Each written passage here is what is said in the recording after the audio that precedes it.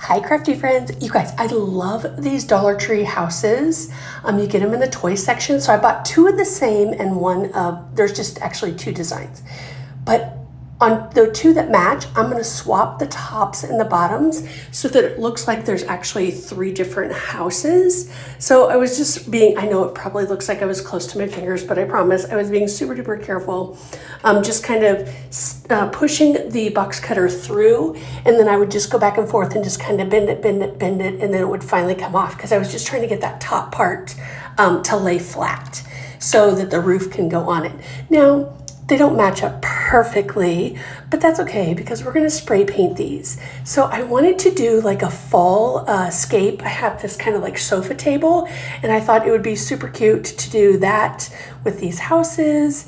And then I thought I had bought these little battery lights that I saw because I wanted them to, I don't want them flickering, but I guess if I did, I've lost them. So I'll have to get more, but I thought lighting it up would be super cool. And then I'm going to put like pumpkins around it and maybe some fall florals and stuff like that. So just be careful when you're doing it. As you can see, I've got the little floral cutters there as well. That helped me get through some of the pieces.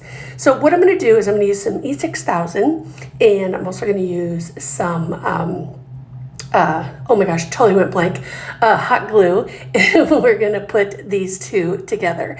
Now, like I said, they don't match up perfectly, but I feel like once we spray paint them, they're gonna turn out pretty darn cool. And they actually did. So I kind of went back and forth with what color I wanted these to be. Now, this is more of a fallscape. You could totally do them for Halloween. That would be super fun. So what I decided to do is use this it's a satin terracotta color, which I love so much. So I did two really good coats on the front, and then I also did the back, just because once I get those little lights back there, I don't want any of the white or the purple or the pink or anything to shine through.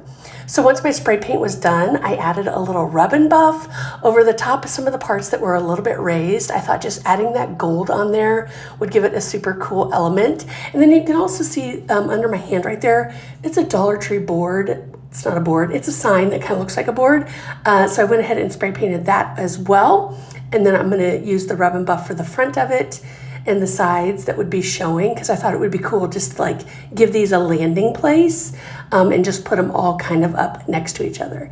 Now you can see I'm using the gold rub and buff, but it would be super cool to use the silver, especially if you were spray painting these black for Halloween, but totally up to you however you want to do it. I did have fun though, kind of going over all the little high parts, and it's okay if it's not perfectly perfect. You do it however you want. But here is, look how cute this is. Here's how it looks on the board, and I'm just loving it. I cannot wait to put the lights on. So follow for more.